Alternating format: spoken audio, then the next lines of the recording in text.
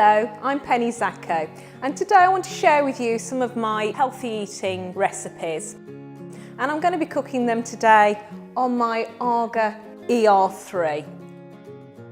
This is one of my favourite ingredients, spring cabbage.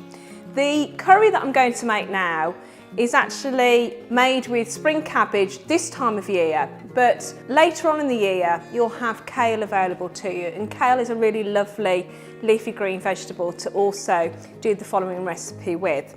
As I say, I love spring cabbage. I love any sign that the weather's going to get warmer. So inside here I've got an array of lovely ingredients. I've got some limes, I've got some fresh coriander, we're going to be using a white onion and some garlic, and the other main ingredient is chickpeas. Now this is my curry in a hurry, and so I've got some lovely grated ginger here and some garlic that's already been minced up. The three main spices for my curry are turmeric, some coriander seeds and some cumin seeds. Now you can grind them to a paste using a pestle and mortar, really satisfying to do that. If you haven't got the energy or the inclination, or indeed you might not even have a pestle and mortar, you can buy ground coriander and ground cumin as well, but I do like to have a go at making my own paste. A top tip when you're making anything using spices is to actually marinate them beforehand on the cast iron around your hot plate or on the enamel.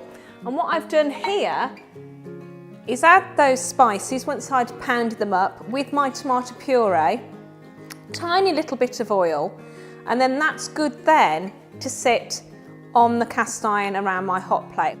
Now the other ingredient that I want to use is a lime, and the lime as well, sometimes they're a little bit underripe and they're quite hard.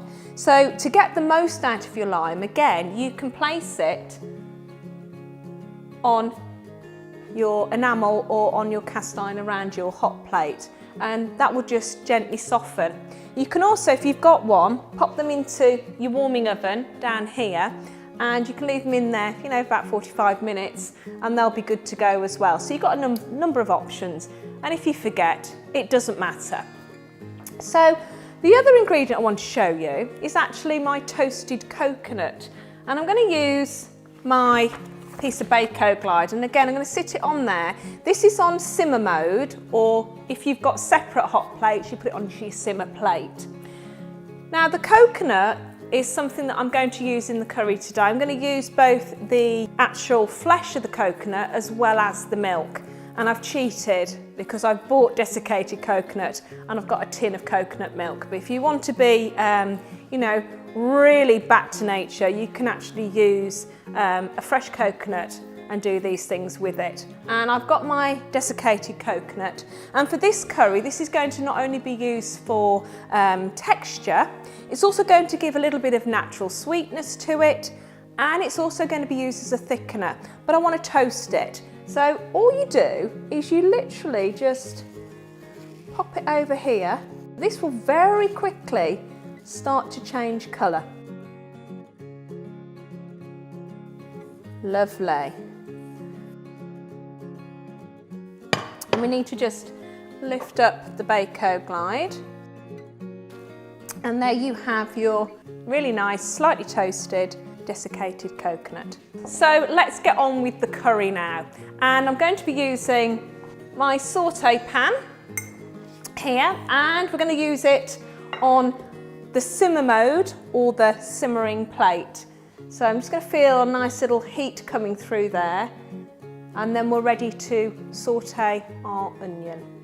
A lot of curries will use ghee in their cooking, and it isn't the most healthiest of ingredients, although nonetheless very, very delicious.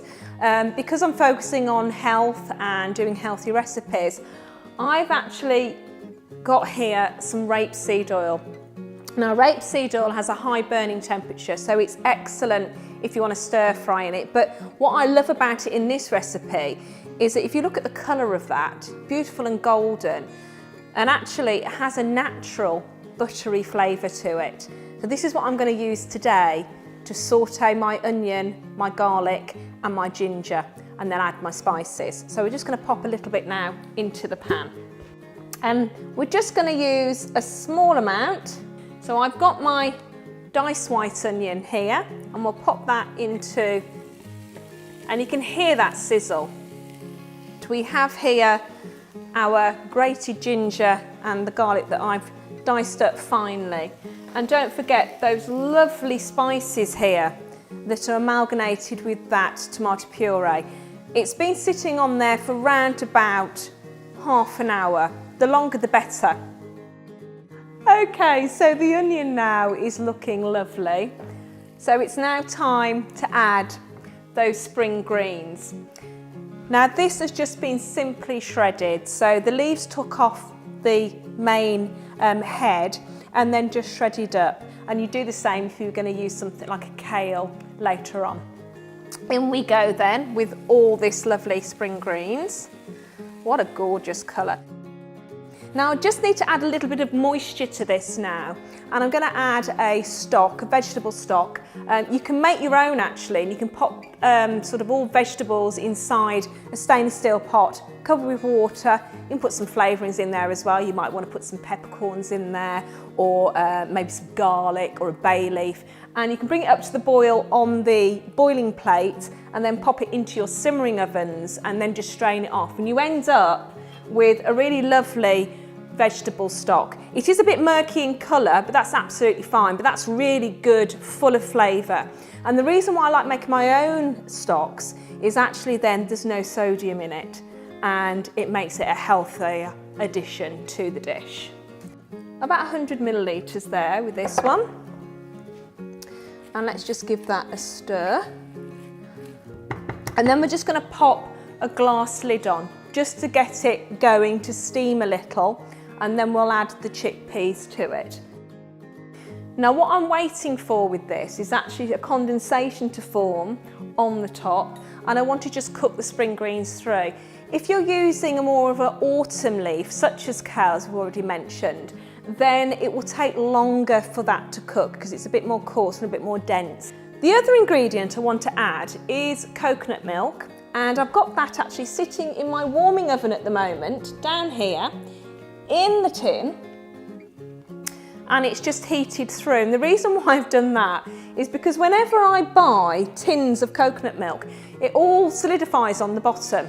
So if you think in advance, stick it in your warming oven or even pop it around the edge of your hot plate and it will melt a little, and then it's much easier to add to the dish. So it's had a couple of minutes now. Let's lift the lid up. Okay, so now what we need to do is to give it a little stir around. So just mixing it all in with the onion. And I'm now going to add my chickpeas and my coconut milk.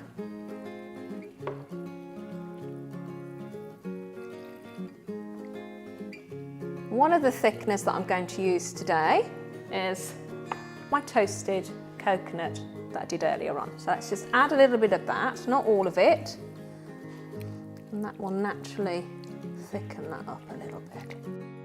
And then all I'm going to do now is I want to warm it all through. So I'm going to pop the glass lid back on and just let everything come up to a natural bubble, as I call it.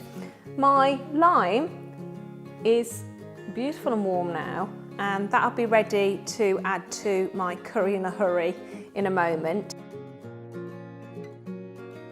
And I'm going to add just a spoonful of mango chutney to that, and a little squeeze of the lime. They're going to be good to dish up. Take a look at that.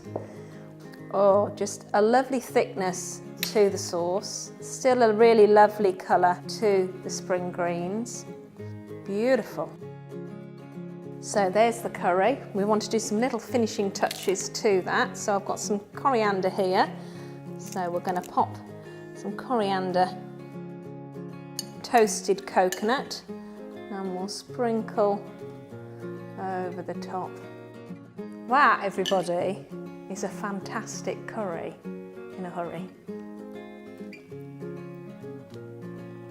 Amazing. Try it.